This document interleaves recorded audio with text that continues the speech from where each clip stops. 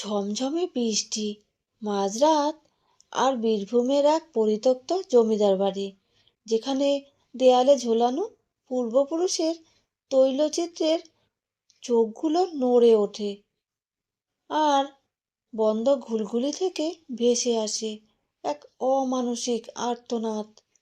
সোমনাথ কি জানতো সে কৌতূহলবশত সেই অভিশপ্ত সিন্ধুক খোলাটাই হবে তার জীবনের শেষ ভুল?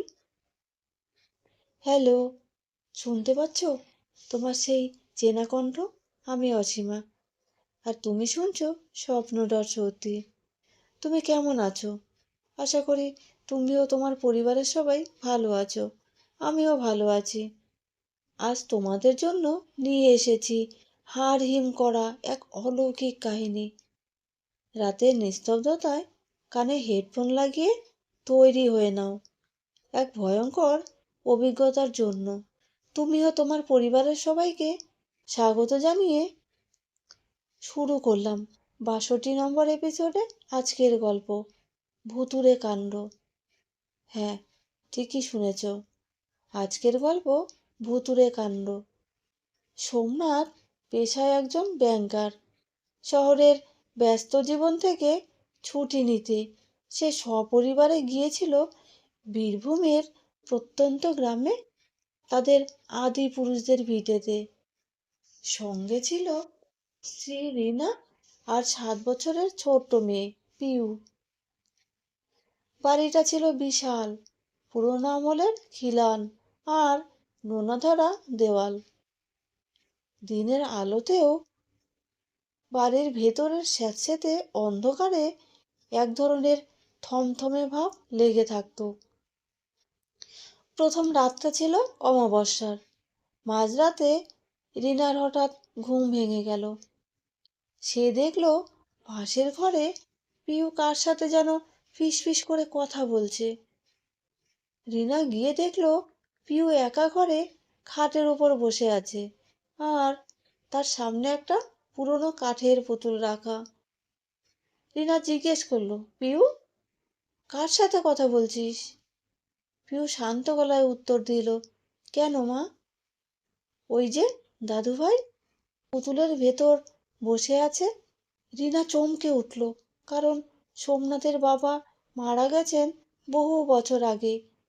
পরদিন বিকেলে বাড়ির পেছনের জঙ্গল থেকে সোমনাথ খুঁজে পেল একটা মরচে ধরা লোহার সিন্দুক। গ্রামের বয়স্ক লোকেরা বারবার বারণ করেছিল ওটা না ছুঁতে। তারা বলেছিল ওই সিন্দুক হলো এই বংশের এক অভিশপ্ত অতীতের সাক্ষী। কিন্তু সোমনাথ আধুনিক মানুষ, এসব কুসংস্কারে বিশ্বাস করে না। সে হাতুড়ি দিয়ে সিন্দুকের তালা ভাঙল। ভেতরে সোনাদানা কিছুই ছিল না, ছিল শুধু একটা মানুষের মাথার খুলি আর কালচে রক্তে মাখা একটা খড়গ। ঠিক সেই মুহূর্ত থেকে শুরু হলো আসল ভুতুড়ে কাণ্ড। সূর্য ডোবার সাথে সাথেই বাড়ির তাপমাত্রা অস্বাভাবিকভাবে কমে গেল। রান্নাঘরে বাসন কোসন আছড়ে পড়ার শব্দ, আর ছাদের ওপর দিয়ে কেউ যেন ভারী কিছু টেনে নিয়ে যাওয়ার শব্দ ভেসে আসতে লাগলো। রাত ১২টা বাজার সাথে সাথে পুরো বাড়ির বিদ্যুৎ চলে গেল। সোমনাথ টর্চের আলো জ্বালতেই দেখল দেওয়ালের ছবিগুলো থেকে রক্ত ঝরছে। হঠাৎ দোতলা ঘর থেকে পিউর তীক্ষ্ণ চিৎকার শোনা গেল। সোমনাথ আর রিনা দৌড়ে উপরে গিয়ে দেখল পিউ শূন্যে ভাসছে, আর তার চোখ দুটো টকটকে লাল। পিউর মুখ থেকে বের হয়ে আসছে এক গম্ভীর অমানসিক পুরুষালী কণ্ঠ, কেন ভাঙলি আমার সমাধি? কেন আমার শান্তিতে ব্যাঘাত ঘটালি? সোমনাথ বুঝল ওই সিন্দুকটি আসলে কোনো গুপ্তধন ছিল না, সেটি ছিল এক অশুভ আত্মাকে বন্দি করার তুকতাক। পুরো ঘর তখন কাঁপছে, আয়নাগুলো সশব্দে ভেঙে চুরমার হয়ে যাচ্ছে। সোমনাথ মরিয়া হয়ে তার মনে থাকা ঠাকুমার বলা কয়েকটা মন্ত্র উচ্চারণ করতে শুরু করলো। বাইরে তখন বজ্রপাত হচ্ছে। হঠাৎ এক ঝলক আলোয় দেখা গেল বীভৎস ছায়ামূর্তি পিউর শরীর ছেড়ে বেরিয়ে গিয়ে সেই খোলা সিন্দুকের ভেতরে ঢুকে পড়ল।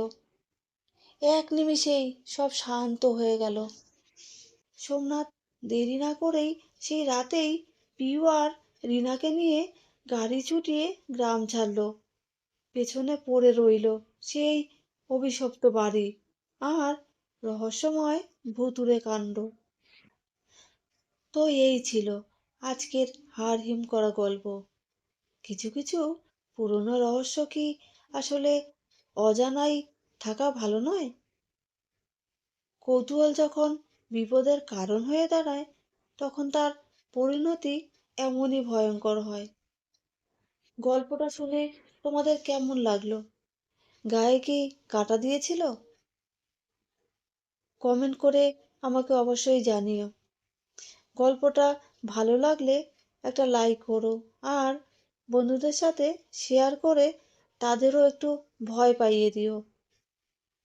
আর স্বপ্নটা সত্যি চ্যানেলটা সাবস্ক্রাইব করে এই অসীমার পাশে থেকো। আমি অসীমা আবার ফিরে আসব নতুন একটি গল্প নিয়ে। সবাই ভালো থেকো, সুস্থ থেকো। শুভরাত্রি।